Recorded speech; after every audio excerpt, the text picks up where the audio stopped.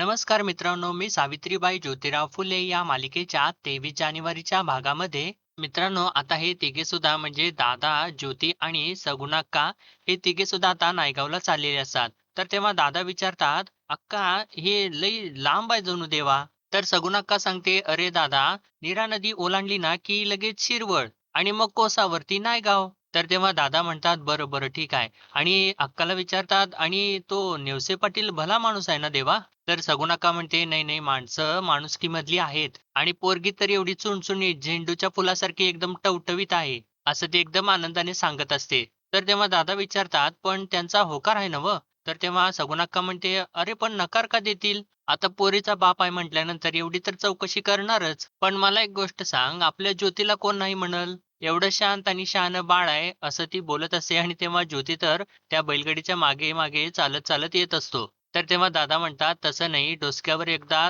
तांदूळ पडलं, मग मी सुटलो आणि त्या अभ्यासाचं भूत तरी त्याच्या डोसक्यावरून उतरल." तर तेव्हा ज्योती आता मागून चालत येत असताना ते ऐकतो आणि म्हणतो, "बघ, बघ आत्या, आता म्या नाही येणार जा." असं म्हणून तो थांबतो आणि उलटाच फिरतो आणि निघून चाललेला असतो. तर तेव्हा सगून अक्का म्हणते, "अरे बाबा, गाडी थांबव, गाडी थांबव." असं म्हणून ज्योतीला हाक मारू लागते आणि गाडीमधून उतरून आता ती परत ज्योतीजवळ येते आणि त्याला म्हणते, "अरे ज्योती बाबा, थांब, थांब." आणि त्याच्याजवळ येऊन त्याला म्हणते, "अरे माझ्या लेकरा, ऐक माझं." तर ज्योती म्हणतो, "तुझा डाव मला समजलाय आता. अगोदर गोड बोलून लगीन करायचं आणि नंतर मग शाळा बंद करायची." तर सगुणा का म्हणते, "अरे लेकरा, असं नाहीये काय?" तर तेव्हा ज्योती म्हणतो, "आता तसं नाही कसं काय म्हणतेस तू? हे बघ आता दादा म्हणले की नाही, आता मी काय नाही येत तिकडं, मी जातो पुण्याला." तर तेव्हा सगुणा अक्का म्हणते, "अरे पुण्याला कशापायी?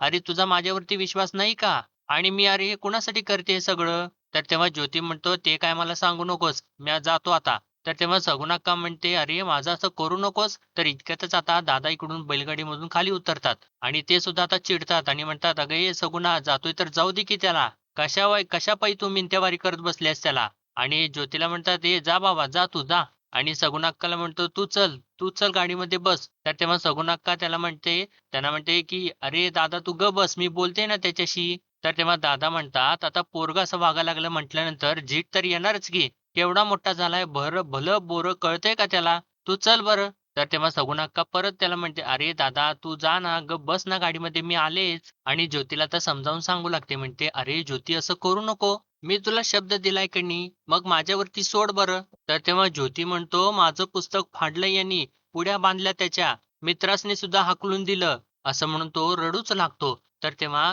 सगुण अक्का त्याला सावरू लागते आणि म्हणतो, "अरे पोरा, रडतो काय पोरीवानी? आणि मी ना तुला ना त्याच्या नाकावरती टिच्चून शाळेला पाठवणार आहे. खरंच पाठवणार आहे." तर तेव्हा ज्योती म्हणतो, "बघ हां, नाहीतर ऐनवेळेला नाही म्हणशील." तर तेव्हा सगुण म्हणते, "अरे नाही रे माझ्या सोन्या, गळ्याची शपथ. चल, चल आता चल." तर तेव्हा तिकडून दादा तर "वय, वय, वय, वय" म्हणून रागालाच येत असतात. तर आता सगुण म्हणते, "अरे दादा चल." असं म्हणून ती आता त्याला परत घेऊन येते आणि हे दोघे आता बैलगाडीच्या मागे-मागे चालत, चालत येऊ लागतात. तर इकडे तर आता सावीची आई सावीला छान असा शिरा वगैरे करायला शिकवत असते आणि तेव्हा तिला म्हणत असे, "बघ छान खरपूस भाजून घ्या."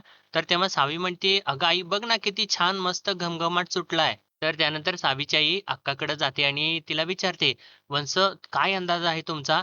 पुण्यावरनं पाहुणं किती वर येतील?" तर तेव्हा अक्का म्हणते, "सगुणा काय जास्तीचा घाट घालायची नाही बघ. पण 4-5 माणसं तर असतीलच की. आणि त्याच्या परीस जास्त माणसं जर आलीच, तर काय पाटलासनी जड होणार आहेत व्हय?" तर तेव्हा सावीची आई सुद्धा हो, हो म्हणते आणि त्यानंतर ती म्हणू लागते, "गेल्यावरचा प्रसंग आठवला ना तरी सुद्धा पाय थरथर कापायला लागतात. यावेळेला ना तुम्ही समद सांभाळून घ्या. सगळं काही नीट पार पडू दे." तर तेव्हा अक्का म्हणते, "अगं लक्ष्मी नको काळजी करूस. आपल्या सावित्रीचं समद काही चांगलंच होणार आहे बघ." असं म्हणून ती आता तिला धीर देत असते. तर तेव्हा सावीची आई सुद्धा म्हणते, "होय, गुणाची पोर आहे माझी." आता सगुणाबाई साहेब म्हणाल्या होत्या, की ज्योतिरावांना गोडाचा शिरा आवडतो आणि शिकव तिला, तर मग लगेच चुनू-चुनू करायला लागली. देव म्हणो आणि सगळं काही चांगलं होऊ देत तिच्या आयुष्यामध्ये, असं म्हणून ती देवाला नमस्कार करते. तर तेव्हा अक्का म्हणते, "अगं लक्ष्मी, समदं काही चांगलंच होणार आहे. काळजी करत बसू नकोस." आणि त्यानंतर ती सुद्धा आता सावीची दृष्ट काढते. तर इतक्यातच बाहेर आता मित्रांनो सदा ओरडत येतो, "आबा, आबा, पाहुणं आले."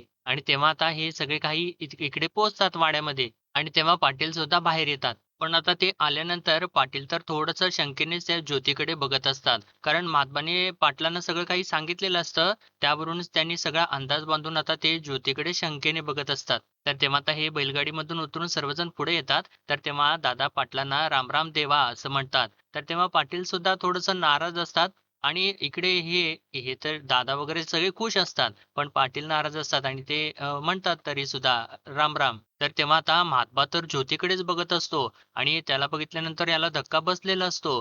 कारण त्याला आता ते सर्व काही आठवू लागतं, की ज्योतीने कालच म्हणजे कसं काही त्या सगळ्यांना त्या दोघा पण त्या गड्यांना वगैरे मारलेलं असतं आणि जो काही धुमाकूळ त्याने घातलेला असतो, तो सगळा काही आता महात्माच्या डोळ्यासमोरून चाललेला असतो. आणि तेव्हाच आता पाटील महात्माकडे बघतात आणि त्याला इशाऱ्याने विचारतात, की "हाच होता का तो?" तर तेव्हा महात्मा सुद्धा इशाऱ्यानेच पाटलांना सांगतो, "होय, होय, हाच तो होता." तर तेव्हा अक्का आता येते आणि ज्योतीकडे बघितल्यानंतर तिला तर आनंद होतो आणि ती आता म्हणते, "अहो पाहुण्यासारखं बाहेर का उभारलाय? आत या की." तर आता ते आतमध्ये येत असताना पाटील एकदमच "थांबा" असं म्हणून ओरडतात आणि त्यांना तिथेच थांबवतात. तर पाटलांनी असं थांबा असं म्हटल्यानंतर यांना धक्काच बसतो आणि अक्का सुद्धा म्हणते, "खंडूजी?" तर इतक्यातच आता पाटील म्हणतात, "थांबा, थांबा" आणि पाटलीनबाई असं हाक मारतात. तर तेव्हा आता सावीची आई तिथून बाहेर येऊ लागते. आणि ती म्हणते, "एवढ्या लांबच्या प्रवासातून आलेले आहेत ज्योतिराव, कुठं थांबले असतील, बसले उठले असतील, कुठली जागा कशी असते ठाव नाही ना." असं ती बोलते आणि भाकर तुकडा वळून त्यांच्यावरून टाकते. तर इतक्यातच आता मागून इकडून सावी जराशी डोकावू लागते, बाहेर येते आणि तिला तर आता ज्योतीला बघायचं असतं, पण त्याची तर पाठ तिच्याकडे असते. त्यामुळे ती जराशी बाहेर येते आणि हळूच त्याला बघायचा प्रयत्न करत असते. तर तेव्हा सगुण अक्काचं लक्ष तिच्याकडे जातं आणि ती तिच्याकडे बघून हसत असते. तर तेव्हा आता सावीची आई या सगळ्यांना आतमध्ये या असं म्हणते आणि हे सगळे आतमध्ये जात असतात. तर तेव्हा सावी तिथं खाली येते आणि तेव्हा सावीची आई तिच्याजवळ येते आणि तिला म्हणते, "सावी, हा तांब्या तेवढा आतमध्ये ठेव." तर तेव्हा सावीचं लक्ष तर तिकडेच असतं. म्हणजे तिला ज्योतीला बघायचं असतं आणि ती वाकून बघत असते. पण शेवटपर्यंत तिला काही ज्योती दिसत नाही आणि तो आतमध्ये निघून जातो. आणि सावी आता थोडीशी नाराज होते आणि परत ती फिरून आतमध्ये तांब्या ठेवायसाठी जाते. आणि त्यानंतर ती स्वयंपाक करू लागते आणि स्वयंपाक करत असताना तिला आता सगुण अक्काचे शब्द तिच्या कानावरती पडू लागतात. सगुण अक्का म्हणालेली असते, "आमचा ज्योती म्हणजे सोन्याचा खांब. म्हणजे खेळासाठी, खाण्यासाठी नाही बरं, पुस्तकांच्यासाठी हट्टीपणा करतो तो." आणि आता ते सगळं काही आठवत ती करत असते. तर तेव्हा सावीची आई तिथं येते आणि तिला म्हणते, "सावी, आवर बाई पटपट आणि ये लवकर." असं म्हणून ती आता तिथून बाहेर चाललेली असते आणि इतक्यातच अक्का तिथं येते आणि अक्का तर भलतीच खुश झालेली असते आणि ती म्हणते, "लक्ष्मी, आपल्या सावित्रीला शोभल असाच देखणा मुलगा आहे बघ." आणि तेव्हा सावी तर तिकडे बघून म्हणजे तिचा स्वयंपाक वगैरे चालू असतो आणि ती गालातल्या गालात हसत असते. तर अक्का आता सावीच्या आईला म्हणते, "जा, जा, पाणी घेऊन जा लवकर." तर तेव्हा सावीची आई तिथून निघून जाते. तर अक्का आता सावीजवळ जाते आणि तिला म्हणते, "सावित्री, तुझं अजून आवरलं नाहीस व्हय गं? जा की आवर लवकर." तर तेव्हा सावी म्हणते, "अगं पण आत्या माझा शिरा करायचा राहिलाय की." तर तेव्हा अक्का म्हणते, "अगं ज्याच्यासाठी शिरा करतेस की नाही त्याच्यासाठीच अगोदर तयार हो. जा, जा. जाऊन लवकर लुगडं नेस आणि लवकर ये बरं का." असं सांगून ती आता गडबडीने तिथून निघून जाते. तर तेव्हा सावी म्हणत असते, "होय, होय, आले म्या." आणि ती मनातल्या मनात म्हणते, "माझा होणारा नवरा दिसतोय कसा, हे बघितल्याशिवाय मी तयारच नाही होणार." आणि आता इकडे बाहेर हे दादा वगैरे आणि ज्योती वगैरे बसतात आणि तेव्हा दादा म्हणत असतात, "भेट झाल्याचं काही आठवत नाही बघा." तर तेव्हा पाटील म्हणतात, "नाही झालती आपली भेट, पण लई दिवस झालं. धनकवडीत भेटलो होतो, आठवा बरं." तर तेव्हा दादा म्हणतात, "हां, हां, बरोबर आहे. आपल्या भीमाच्या झगड्या आहेत की नाही, त्यांनी ना संत सावतामाळ्याचा भंडारा घातला होता. समद्या समाजाला बोलवलेलं होतं. तिथं गाठ पडल्याचं मला आठवतंय. आत्ता ध्यानात आलं. अहो काय भंडारा होता. अहो चुरमुऱ्याचं पोतं फुटावं एवढी माणसं होती. आणि हो तुमच्या हातचा आम्हाला पान सुपारी आणि नारळ बी दिला होता." तर तेव्हा पाटील म्हणतात, "आत्ता आलं तुमच्या ध्यानात." तर तेव्हा दादा म्हणतात, "होय, होय, आलं." आणि ज्योती बी होता तिथं. माझ्या खांद्यावरच बसला होता. असं ते आता सांगत असताना पाटील तर थोडंसं रागारागातच ज्योतीकडे बघत असतात. तर दादा म्हणतात, "पाटील पोराला बघून घ्या देवा. तेव्हा लहान होता तो. आता लग्नाला आलाय आणि शाळा बी शिकलाय देवा." आणि असं ते सगळे काही आनंदाने सांगत असतात. तर सगुणाक्का सुद्धा म्हणते, "मी ज्योती ज्योती करत होते ना, तो हाच माझा ज्योती." आणि तेव्हा ते सांगत असताना इकडे सावीची आई सुद्धा खुश असते त्याला बघून आणि अक्का सुद्धा खुश असते. पण पाटलांचे मात्र काहीतरी वेगळंच चालू असतं. तर सगुणाक्का आता म्हणते, "पाटील काय विचारायचं असेल तर विचारून घ्या." तर पाटील म्हणतात, "नाही, नाही, काही नाही. काही सुद्धा विचारायचं नाही आम्हाला. काय गरज बी नाही त्याची." तर तेव्हा अक्का म्हणते, "अरे काय झालं खंडूजी?" तर तेव्हा पाटील म्हणतात, "कुठं काय? काय बी नाही. आम्ही आधीच बोललो होतो. भेटायचं म्हणजे नुसतं भेटायचं. याचा अर्थ लग्नाला होकार आहे असं नाही होत ना." आणि असं त्यांनी म्हटल्यानंतर आता या तिघांना सुद्धा धक्का बसतो आणि अक्काला सुद्धा आणि सावीच्या आईला सुद्धा धक्का बसलेला असतो. तर दादा म्हणतात, "होकार नाही म्हणजे नकार आहे का काय म्हणायचा?" तर तेव्हा पाटील त्यांना म्हणतात, "हे बघा पाहुणं, तुम्ही आलाय आमच्या इथं पाहुणं म्हणून. 2 दिवस राहावा, खावा-पिवा आणि मग जावा म्हणस. कशाला उगाच लग्नाचा विषय काढता?" तर तेव्हा दादा म्हणतात, "आम्ही तर लगीनच ठरवायला आलोय." तर तेव्हा पाटील म्हणतात, "अहो सांगा लागलोय ना तुम्हाला, लग्नाचा विषय कशाला काढताय? नका काढू." तर तेव्हा दादा म्हणतात, "हे बघा पाटील, जे काय बोलायचं आहे ते उघड-उघड बोला." तर तेव्हा पाटील म्हणतात, "होय का? मग ऐका उघड-उघड. हे लग्न होणार नाही." असं त्यांनी सांगितल्यानंतर आता सगळ्यांच्या पायाखालची जमीनच सरकते आणि सगळ्यांना एकदम धक्का बसतो आणि कुणालाच काही कळेनासं होतं. तर ज्योतीला त्या सगुणाक्काचे शब्द आठवू लागतात. "जर का तुझी शाळा सुरू झाली, तर लगीन करशील का?" आणि आता हे सगळं काही ज्योतीला आठवत असतं आणि इतक्यातच आता दादा जोराचे चिडतात आणि एकदमच उठतात आणि म्हणतात, "सगुणा, ही सगळी काही फजिती ऐकवायला इथं घेऊन आलीस का तू? अगं कुणाच्या दारात आणून उभा केलेला आहेस तू, हे असं पाणउतारा करायला?" तर तेव्हा सगुणा अक्काला सुद्धा काही कळेनासंच होतं आणि ती एकदा पाटलांच्याकडे बघत असते आणि एकदा दादांच्याकडे बघत असते आणि त्यानंतर ती पाटलांच्या समोर जाते आणि त्यांना विचारते, "पाटील काय आहे हे? अहो नकार का देताय?" तर तेव्हा पाटील म्हणतात, "माझी मर्जी." तर तेव्हा सगुणा अक्का म्हणते, "मर्जी? पण तुमची मर्जी एकतर्फी नाही होत का?" तर तेव्हा पाटील उठतात आणि म्हणतात, "आणि असली एकतर्फी तर काय करावं म्हणता? मी अगोदर कबूल करून घेतलं होतं का नाही? भेटायचं असलं तर भेटूया. होकार-नकार जे काही असेल ते चौकशी केल्यानंतर मग सांगणार. बोललो होतो का नाही?" तर तेव्हा दादा म्हणतात, "याचा अर्थ तुम्ही चौकशी केली आहे म्हणून नकार देताय." तर तेव्हा पाटील म्हणतात, "होय की आणि चौकशी करणार मी, मुलीचा बाप आहे मी." तर तेव्हा दादा म्हणतात, "चौकशी केली होती ना, मग निरोप पाठवायचा होता. असं दारात बोलवून चौकटीत उभा करून अपमान कशासाठी करायचा?" तर तेव्हा पाटील म्हणतात, "जरा दमानं बोला की, जरा कासरा ओढा. मी काय अवतान घेऊन आलो नव्हतो भेटायला या, काही बी करून या म्हणून. तुम्ही स्वतःच्या मर्जीने आलाय बैलगाडीत बसून, सजून-धजून." तर तेव्हा दादा अजून जास्त चिडतात आणि म्हणतात, "ओ पाटील काय बोलतायसा? उचलली जीभ आणि लावली टाळ्याला. हे काय बरं नाही." तर तेव्हा पाटील म्हणतात, "बरं नाही म्हणजे काय? काय धमकवताय का काय मला?" तर आणि नंतर ते सगुणाक्काला म्हणतात, "सगुणाक्का बघितलं का? कडगुंच्या गोऱ्याने फुले आडनाव घेतलंय. पर स्वभावाचा काटा हाय तसा हाय. त्यो काही जाईत नाही." तर तेव्हा अक्का आता पाटलांना थांबवते आणि म्हणते, "अरे खंडूजी, आपल्या घरी आलेल्या पाहुण्यांसोबत असं बोलतात होय रे?" तर तेव्हा पाटील म्हणतात, "अक्का काय बोललो मी? लग्नाला आमचा नकार आहे असं तोंडावरती फक्त सांगितलं. तर एवढं कशाला झोंबाय पाहिजे?" तर तेव्हा आता ते सगळं काही झाल्यानंतर ज्योती आता मध्ये बोलतो. म्हणतो, "हे बघा नकार द्यायचा असाल तर खुशाल द्या. पण आमच्यावरती खोटा आरोप करू नका." असं तो बोलत असताना आता दादा ज्योतीवरती ओरडतात आणि म्हणतात, "अरे जाऊ दे रे ज्योती, आपल्याला ही सोयरीकच नको, तू चल." असं म्हणून ते चाललेले असतात. तर तेव्हा आता ज्योती त्यांना थांबवतो. म्हणतो, "थांबा दादा, नकाराचं कारण हे कळायलाच पाहिजे." असं तो म्हणत असताना दादा म्हणतात, "नको ज्योती, अरे ऐक माझं. अरे हे पाटील आपल्या कडगोळ्यापर्यंत पोहोचल्यात." तर तेव्हा पाटील सुद्धा परत ओरडतात, "जाणार की.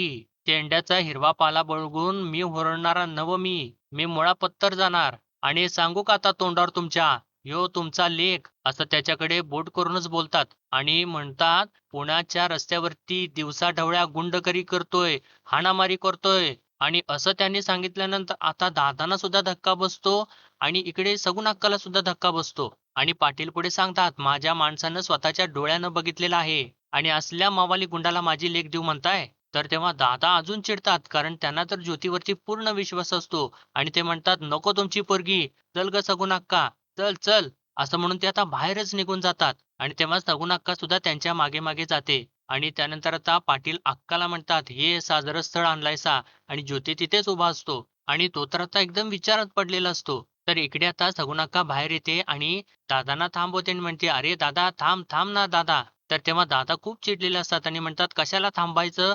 अपमान सहन करायला होय? नाही, नाही, म्या काय नायगावमध्ये थांबणार नाही." "अगं असतील पाटील त्यांच्या घरचे. हे बघ सगुणा तुला माहीत आहे, आज पतूर म्या ज्योतीबद्दल कोणी वाईट वांगाळ बोललेलं खपवून घेतलेलं नाही आणि यामुळे देखील घेणार नाही. तू चल." तर तेव्हा सगुण अक्का म्हणते, "अरे होय रे, पण माणसं कशी आहेत ते मला माहिती आहे. तू शांत राहा बघू." "अरे चालत्या गाडीत कोणीतरी खुडी घातल्यासारखं झालंय बघ. मी बोलते त्यांच्याशी, तू गप्प राहा." तर तेव्हा दादा परत म्हणत असतात, "तू चल अगोदर गाडीत बस बरं." तर तेव्हा सगुण अक्का म्हणते, "अरे दादा गप्प राहा, मी बोलते. तू शांत राहा जरा." असं म्हणून ती त्यांना शांत करते आणि आतमध्ये परत निघून जाते. तर इकडे आता सावीची आई थोडीशी रडू लागते. म्हणजे काय बी झालं तर ही रीत झाली का वागण्याची, बोलण्याची?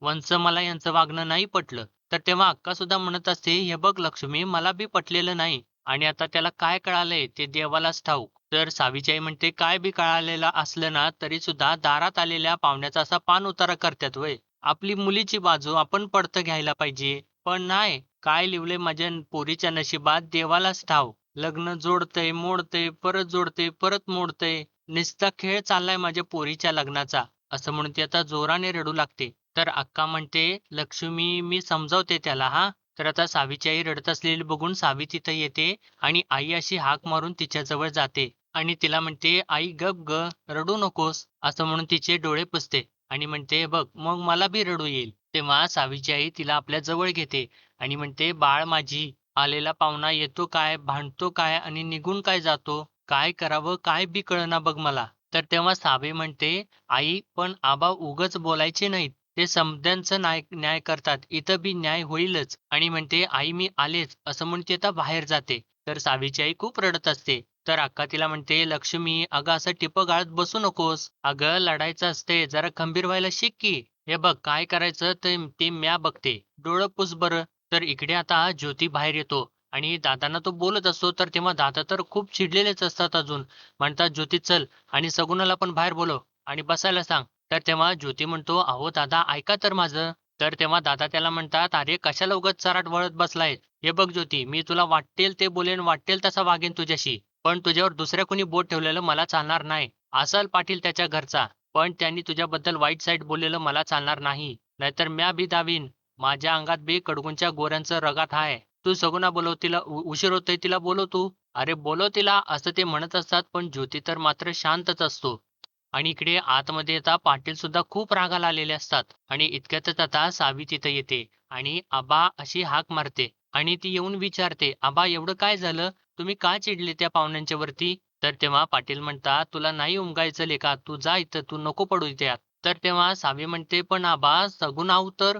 असं ती म्हणत असते. तर तेव्हा पाटील म्हणतात, "त्या सगुणा अक्कामुळेच तर ही सगळी काय वेळ आली आहे.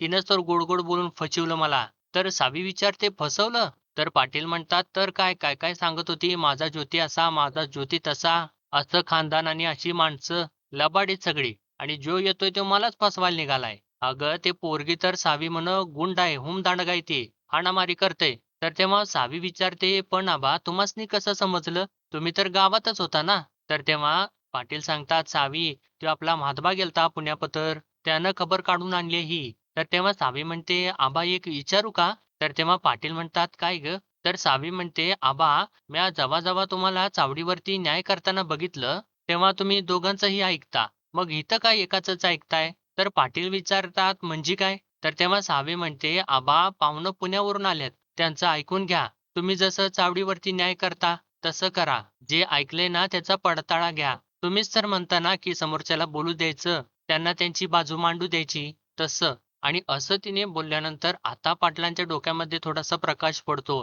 आणि ते थोडेसे शांत होतात आणि त्यांना कळतं की त्यांनी काय चूक केलेली आहे ते आणि त्या गोष्टीचा आता ते विचार करू लागतात. तर मित्रांनो आजच्या भागामध्ये एवढंच आणि पुढील भागामध्ये आपण पाहणार आहोत सावीने आता छान अशी रांगोळी काढलेली असते आणि इतक्यातच आता ज्योती तिकडून असा आवरून वगैरे येतो आणि तो हनुमान चालीसा म्हणत असतो आणि तो हनुमान चालीसा म्हणत म्हणतच आता एकदमच न कळत तो रांगोळीवरती पाय ठेवतो. तर तेव्हा सावी त्याच्याकडे बघते की त्याने रांगोळीवरती पाय दिलेला असतो आणि ती एकदमच डोळे मोठे करते आणि म्हणते, "मारुती राया काय काय म्हणताय?" आणि असं तिने म्हटल्यानंतर ज्योती म्हणतो, "का काय झालं?" "अहो मी मारुती स्तोत्र म्हणतोय." तर तेव्हा सावी म्हणत असते, "अहो रांगोळी." तर तेव्हा ज्योती म्हणतो, "राख रांगोळी केली त्या लंकेची." तर तेव्हा सावी म्हणते, "अहो तुम्ही माझ्या रांगोळीवरती पाय देऊन उभा आहात." असं म्हटल्यानंतर आता ज्योती मागे खाली बघतो आणि एकदमच मागे सरकतो आणि तो डोक्यालाच हात लावतो. तर तेव्हा सावी मात्र त्याच्याकडे बघून कमरेवरती हात ठेवूनच उभी असते.